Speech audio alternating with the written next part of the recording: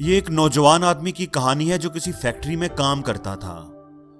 उसका जो उस्ताद था फैक्ट्री में, वो एक बूढ़ा सा आदमी था। उसने उसे नसीहत की कि फैक्ट्री में काम करते हुए बोलना कम और काम ज्यादा करना, और फैक्ट्री में जो जो काम भी हो रहा है वो सीखने की कोशिश करते रहना, अपनी स्किल्स को हर वक्त इंप्रूव करने की कोशिश करना। कुछ सालों के बाद वो बूढ़ा आदमी रिटायर हो गया और वो नौजवान आदमी उसकी जगह पर टेक्नीशियन बन गया। वो पूरी मेहनत और ईमानदारी से अपना काम करता था, जैसा कि उसके उस्ताद ने उसे सिखाया था। वो अक्सर अपने उस्ताद को मिलने के लिए भी जाया करता था। एक दिन वो मिलने के लिए गया तो बूढ़े आदमी को वो थोड़ा सा उदास और दुखी लगा। बूढ़े आदमी ने पूछा कि बेटा क्या बात है, कोई प्रॉब्लम हुई है, कोई मसला है तो बताओ, शायद मैं तुम्हारी कोई मदद कर सकूं। नौजवान ने एक ठंडी सांस ली और बोला, इतने सालों से मैं आपकी हदायत के मुताबिक पूरी मेहनत और ईमानदारी से अपना काम कर रहा हूं। मैंने काम के सिलसिले में कभी कोताही नहीं की, लेकिन मैं देखता हूं कि कंपनी ने अभी तक मुझे प्रमोट नहीं किया, जबकि मेरे बाद आने वाले लड़के जो काम के हवाले से किसी तरह भी मेरे मुकाबले पर नहीं, वो मुझसे आगे निकल गए हैं। उनके पास ना ही मेरे जितना तजर्बा है और ना ही मेरी जैसी सलाहियतें और स्किल्स हैं, लेकिन कंपनी ने उन्हें प्रमोट कर दिया है और मैं जिसने फैक्ट्री का सारा काम संभाला हुआ है, मैं वही का वही हूं और ये बात मुझे दुख देती है। बूढ़ा आदमी थोड़ी देर सोचता रहा और फिर पूछा, क्या तुम्हें पूरा यकीन है कि फैक्ट्री का तुम्हारे बगैर गुजारा नहीं चल सकता? सारा काम तुमने ही संभाला हुआ है।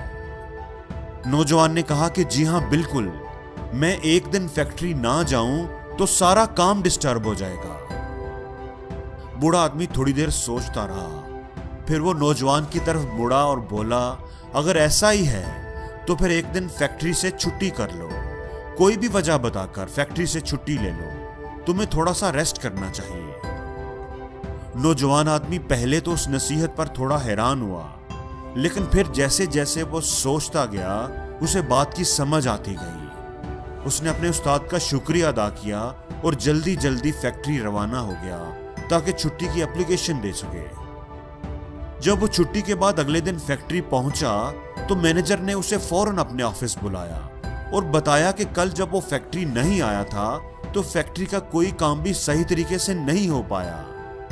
जो काम वो बड़ी आसानी से कर लिया करता था, दूसरे लोगों को वो काम करने में बड़ी मुश्किलात का सामना करना पड़ा और उन्हें समझ नहीं आ रही थी कि इस मसले को कैसे हल करें। तुम्हारी गैर मौजूदगी में कंपनी को सही मानों में तुम्हारी अहमियत का अंदाजा हुआ है। तुम्हारे काम की अहमियत को सामने रखते हुए कंपनी ने फैसला किया है कि तुम्हें प्रमोट कर दिया जाए और तुम्हारी तनख्वाह में भी खातिर-खा इजाफा किया जाता है ताकि तुम्हारी हौसला अफजाई हो और तुम मजीद मेहनत और दिल जमी से काम करते रहो।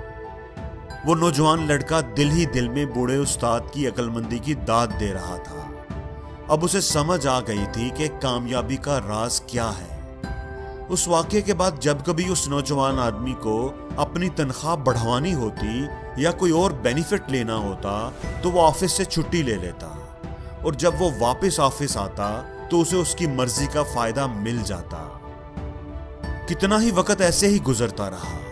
एक दिन जब वो छुट्टी के बाद फैक्ट्री आया तो गार्ड ने उसे अंदर दाखिल होने से रोक दिया।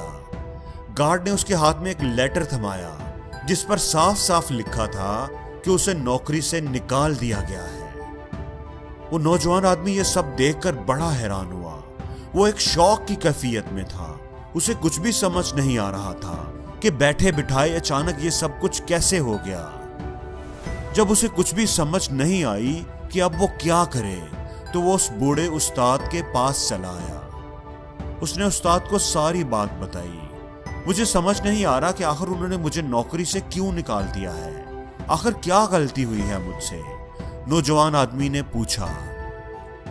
मैंने तो बिल्कुल वैसे ही किया जैसे आपने मुझे सिखाया था, तो फिर मेरे साथ ऐसा क्यों हुआ है? तुमने वैसा बिल्कुल नहीं किया क्योंकि तुमने मेरी बात पूरी सुनी ही नहीं थी, बूढ़े आदमी ने अफसोस से कहा। तुम ये बात फौरन समझ गए कि एक बल्ब जो हमेशा ही जलता रहे उसका कोई नोटिस नहीं लेता, उसकी मौजूदगी और अफादियत का कोई एहसास नहीं करता। लोग तभी उसकी अहमियत को समझते हैं जब एक दिन वो बल्ब जलना बंद हो जाए। तुम्हें यह बात इतनी अच्छी लगी, इतनी समझ आई कि तुम्हें उसको अप्लाई करने की जल्दी पड़ गई और तुम फौरन ही चले गए और मेरी पूरी बात नहीं सुनी।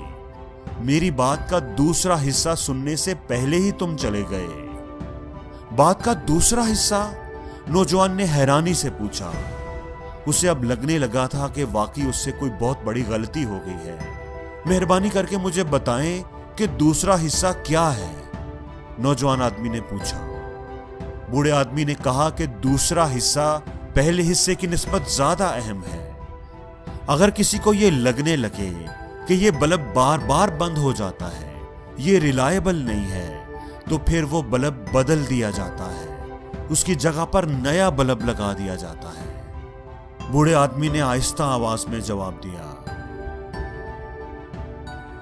दोस्तों, इस कहानी का पहला सबक यह है कि हम बहुत सी चीजों को, बहुत से लोगों को, बहुत से रिश्तों को, जो हमेशा हमारे लिए हर वक्त मौजूद होते हैं, फॉर ग्रांटेड ले रहे होते हैं। अक्सर हमें उनके होने का, उनकी अहमियत का एहसास तब होता है जब वो हमारी जिंदगी से चले जाते हैं। इसलिए किसी ऐसे दिन का इंतजार करने की बजाय उससे पहले ही उनकी कदर करें।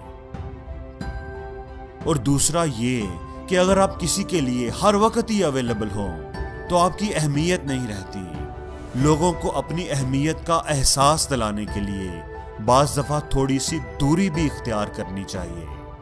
लेकिन हमें इतना दूर हरगिज़ नहीं जाना चाहिए कि लोग हमारे बगैर ही जीना सीख लें, हमारे बगैर ही रहने के आदी हो जाएं। जिंदगी में हमेशा मयाना रवि, एक बैलेंस बनाकर रखना चाहिए।